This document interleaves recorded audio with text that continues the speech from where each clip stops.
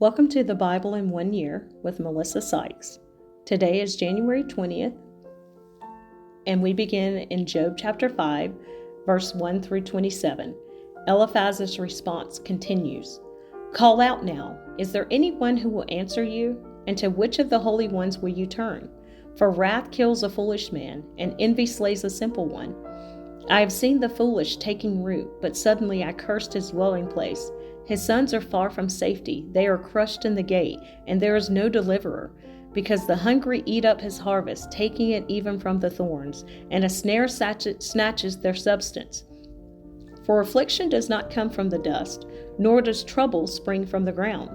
Yet man is born to trouble, as the sparks fly upward. But as for me, I would seek God, and to God I would commit my cause.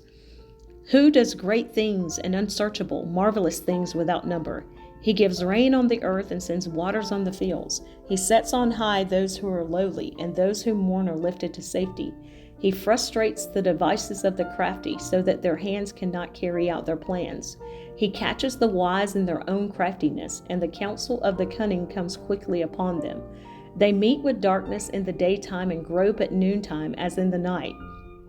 But he saves the needy from the sword, from the mouth of the mighty, and from their hand. So the poor have hope, and injustice shuts her mouth. Behold, happy is the man whom God corrects. Therefore do not despise the chastening of the Almighty, for he bruises, but he binds up. He wounds, but his hands make whole. He shall deliver you in 6 troubles. Yes, in 7 no evil shall touch you. In famine he shall redeem you from death, and in war from the power of the sword. You shall be hidden from the scourge of the tongue, and you shall not be afraid of destruction when it comes. You shall laugh at destruction and famine, and you shall not be afraid of the beast of the earth.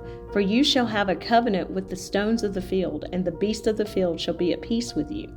You shall know that your tent is in peace. You shall visit your dwelling and find nothing amiss. You shall also know that your descendants shall be many, and your offspring like the grass of the earth. You shall come to the grave at a full age, as a sheaf of grain ripens in its season. Behold, this we have searched out. It is true. Hear it and know for yourself. Job's second speech, a response to Eliphaz. Job chapter 6, verse 1 through chapter 7, verse 5. Then Job answered and said, Oh, that my grief were fully weighed, and my calamity laid with it on the scales. For then it would be heavier than the sand of the sea. Therefore my words have been rash, for the arrows of the Almighty are within me. My spirit drinks in their poison. The terrors of God are arrayed against me. Does the wild donkey bray when it has grass, or does the ox low over its fodder? Can flavorless food be eaten without salt, or is there any taste in the white of an egg? My soul refuses to touch them. They are as loathsome food to me. Oh, that I might have my request, that God would grant me the thing that I long for, that it would please God to crush me, that he would loose his hand and cut me off. Then I would still have comfort, though in anguish I would exult. He will not spare, for I have not concealed the words of the Holy One. What strength do I have, that I should hope? And what is my end, that I should prolong my life? Is my strength the strength of stones, or is my flesh bronze? Is my help not within me, and is success driven from me? To him who is afflicted, kindness should be shown by his friend, even though he forsakes the fear of the Almighty. My brothers have dealt deceitfully, like a brook, like the streams of the brooks that pass away, which are dark because of the ice, and into which the snow vanishes. When it is warm, they cease to flow. When it is hot, they vanish from their place.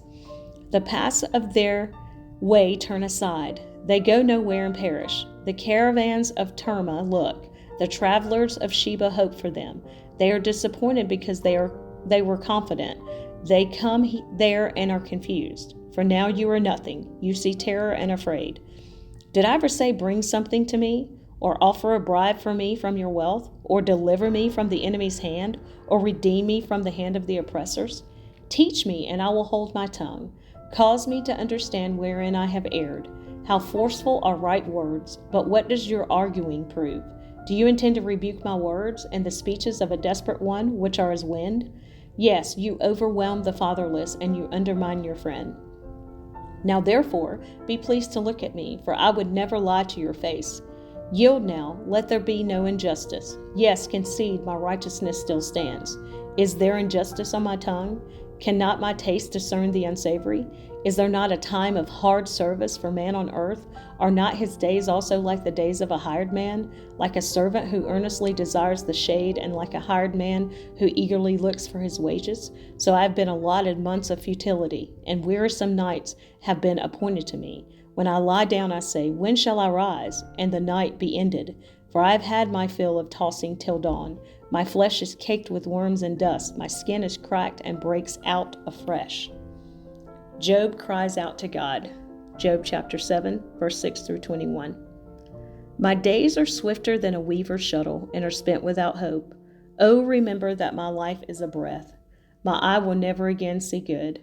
The eye of him who sees me will see me no more. While your eyes are upon me, I shall no longer be. As the cloud disappears and vanishes away, so he who goes down to the grave does not come up. He shall never return to his house, nor shall his place know him any more. Therefore I will not restrain my mouth. I will speak in the anguish of my spirit. I will complain in the bitterness of my soul. Am I a sea or a sea serpent, that you set a guard over me? When I say my bed will comfort me, my couch will ease my complaint, then you scare me with dreams and terrify me with visions, so that my soul chooses strangling and death rather than my body. I've loathed my life. I would not live forever. Let me alone, for my days are but a breath. What is man that you should exalt him, that you should set your heart on him, that you should visit him every morning and test him every moment? How long? Will you not look away from me and let me alone till I swallow my saliva? Have I sinned? What have I done to you, O watcher of men? Why have you set me as your target, so that I am a burden to myself?